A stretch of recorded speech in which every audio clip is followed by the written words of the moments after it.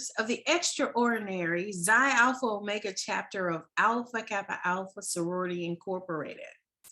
I am your soror, Dr. Dauphine L. Billingsley, licensed professional counselor, supervisor, and owner of D.L. Billingsley and Associates, solution-focused family services and counseling.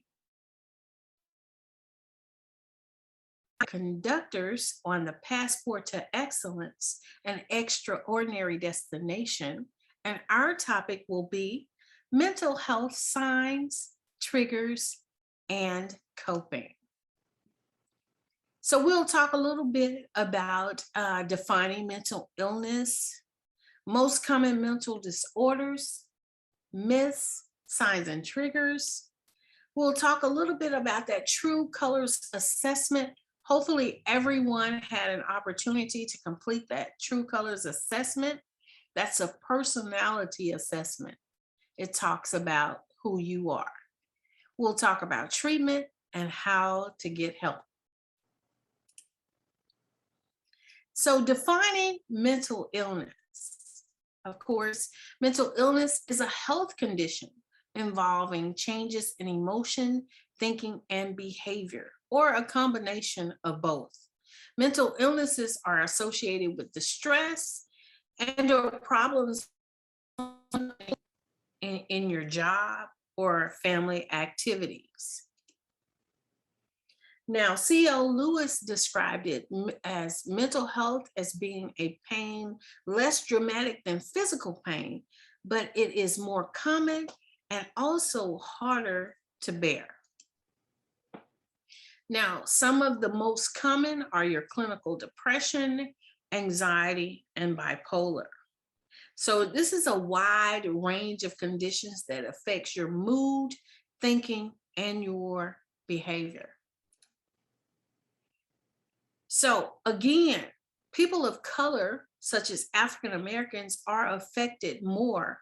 So we feel the stigma. So there's a stigma associated with having another debilitating issue that's going on with us. So it says in a race-conscious society, African Americans feel this more because we don't want yet another deficit. So some of the myths associated with mental health is people with mental health issues are violent, which is inaccurate. Taking pills cure mental health problems. Now, that's a 50-50 chance. It depends on your diagnosis and if you're being seen by a psychiatrist. Recovery from mental illness is impossible. Of course, 50% therapy, 50% medication. Of course, you can learn to handle any disorder that you're dealing with. Mental illness is a weakness, which is one of the main things that we deal with as a culture. Signs and triggers. So some of the signs are you have excessive worry. You just can't stop worrying about a problem. Feeling sad or withdrawn, meaning that you're staying in your bed most of the time. Your drapes are drawn, it's dark in there. Overwhelming feeling of fear. So you just can't shake it. Prayer doesn't work. Self-harm, where you are injuring yourself as a way of release. Significant weight loss and gain, out of control, risk-taking behavior, excessive alcohol use or drug use, changes in mood, behavior, and personality. So there are a number of signs, but we have to be aware of those signs. And so triggers, again, they can be intimate relationship conflicts. So you're having problems at home with your spouse, finances or income. School, it's just too stressful. Racism, injustice, things that we see going on in society right now. Poverty, violence, COVID-19, loss associated with COVID-19 or just loss in general, caregiving for our loved ones, low self-esteem, and trauma. So all of these are triggers. And so we have to be aware of what's going on with us. And so today, sorors, I want you guys to know that it is necessary for you to be aware of what's going on with you in order to make an effective change. So we brought up the True Colors word sort, which is a personality assessment. And every one of you should have received a copy of this assessment. If you signed up for this particular session, everyone should have had an opportunity to fill out this True Colors word sort. And you would go through and you would check the boxes from most like you to least like you. So you are scoring the boxes most like you to least like you. So every box will have a 4, 3, 2, 1 or a 1, 3, 2, 4. So you're going across and you're scoring this. And so as you go across, you're choosing one box. You can't have 2 4s, which is most like you, or 2 3s. You can only have one of each number. So going across, you would score each box most like you, which is 4, a lot like you, which is 3, somewhat like you, which is 2, least like you, which is 1.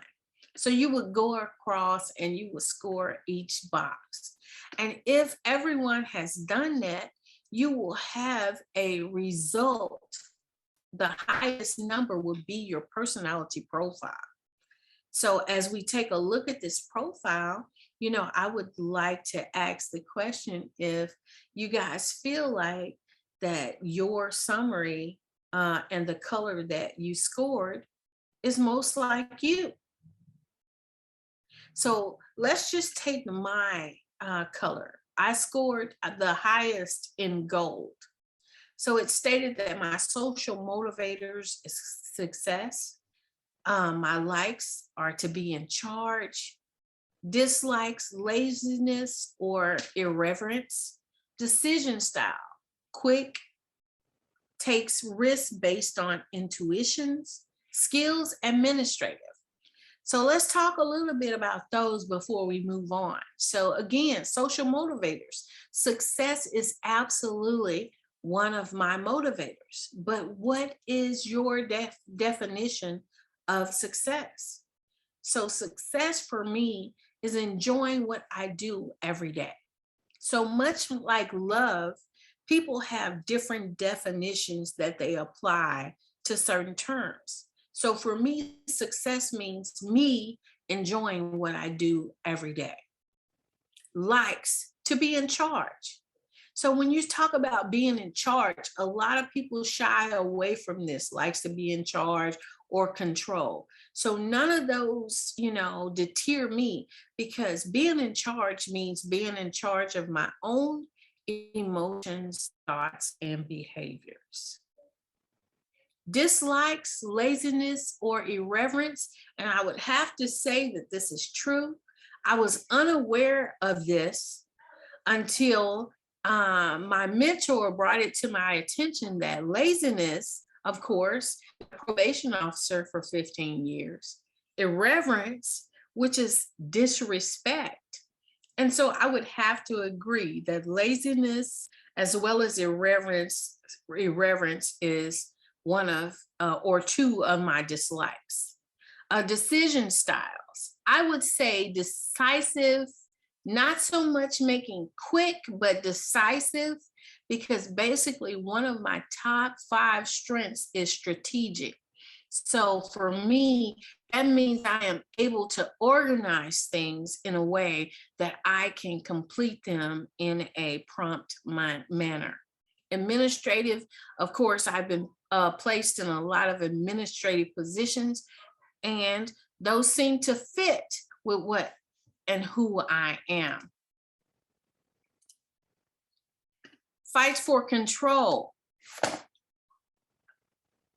fights for control become defensive. Now, I can say at one point, this is who I was. But now my defensiveness looks more like, isn't that interesting? Because I am okay with allowing other people to be who they are. And so if that is different from me or different from my culture, I am okay with that. So adaptive strategies. Of course, I am a therapist as well as a professor. So I have the ability to listen, accept others' differences, and move forward. As a matter of fact, I'm okay with other people dealing with their own stuff. Would like most people to follow and support their goals. Of course, everyone wants support. So, yes, I would like to have support.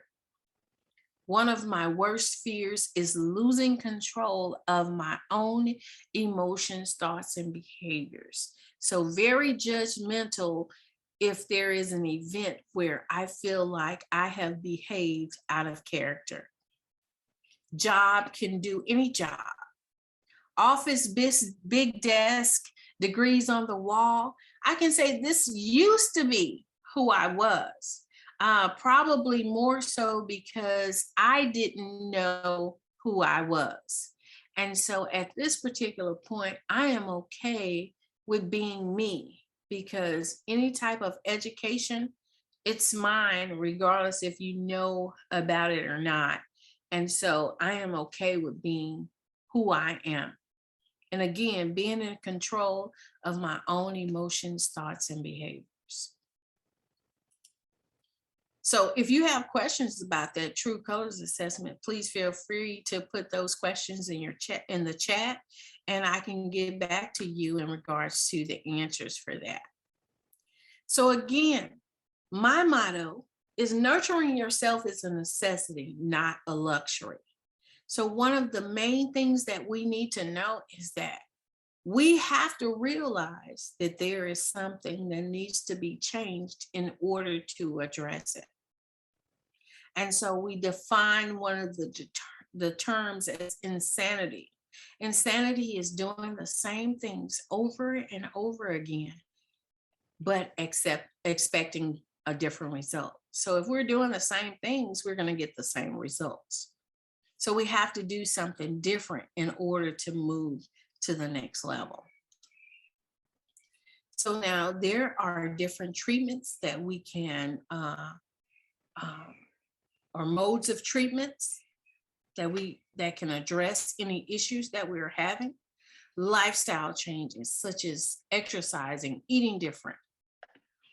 Psychotherapy, where you go see someone to release some of all of that weight that you are carrying. Medications, vitamins, supplements.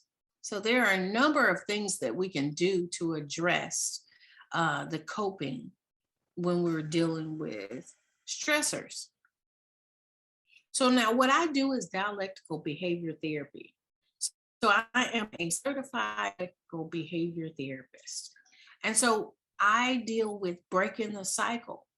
So again, we have belief systems, things that we've grown up with. But now science tells us that if we have a thought and there's a feeling that mixes with that, we have a behavior. So understanding that you are in control of your own emotions, thoughts, and behaviors. No one else controls that. So in the past, we have believed that if I love this person enough, or if I do enough work, we can get the desired behavior. But understanding that the only thing that we have control of is ourselves. So dialectical behavior therapy talks about the 3 states of mind. We have emotional mind, which a lot of us, we deal with emotional mind daily. Or we have logical or rational mind, which we rationalize everything about our life. So that means everything is either black or white. And then we have wise mind, Now, this is where everyone should want to be, and that is a integration of the emotional mind and the rational mind. So this is where everyone should be or want to be, which is called wise mind. Now, the only thing that I want to talk to you or stress to you today is core mindfulness. So we start with core mindfulness. It is your awareness of your feelings, behaviors, and urges. So when we learn core mindfulness, we feel more empowered. So we have the ability to observe, describe, and participate. So have you ever noticed that if you ask someone, how are you doing today? And they say, good. Well, good is not an emotion. So I can't quantify or qualify good. So what is that emotion that you're feeling? So a lot of people shy away from emotions or feelings. So the goal is to develop a lifestyle of participating in your awareness of what's going on with you. So we want to cultivate your awareness so that we can delete that impulsive behavior. So you know what's going on with you. So we have the what skills, which is the observe, describe, and participate, and the how skills. So how we're going to be mindful is non-judgmentally. We're not going to be looking for a good or bad. One mindfully, where we focus on one thing in the moment and effectively. You are doing what is effective for you at the moment. So again, we're talking about the states of mind or mindfulness. There's 3 states of mind: reasonable mind or logical mind, emotional mind, and wise mind. Wise mind is where we want to be. Again, the stages of dialectical behavior therapy, we have core mindfulness, distress tolerance, emotional regulation, interpersonal effectiveness, and the middle path. So how to get help? You can talk to your primary care doctor. You can reach out to other people to find out if they have any connection to a therapist or a psychotherapist, or you can just seek more mental health information. So Google always works for that. And we want to stress to you that this is a serious matter. Your mental health is a serious matter. And one of the things that falls under your core mindfulness is your ability to focus on being who you are. So today we have set for you a mindfulness meditation. And so it's just your ability to take a moment and relax and feel comfortable with being who you are.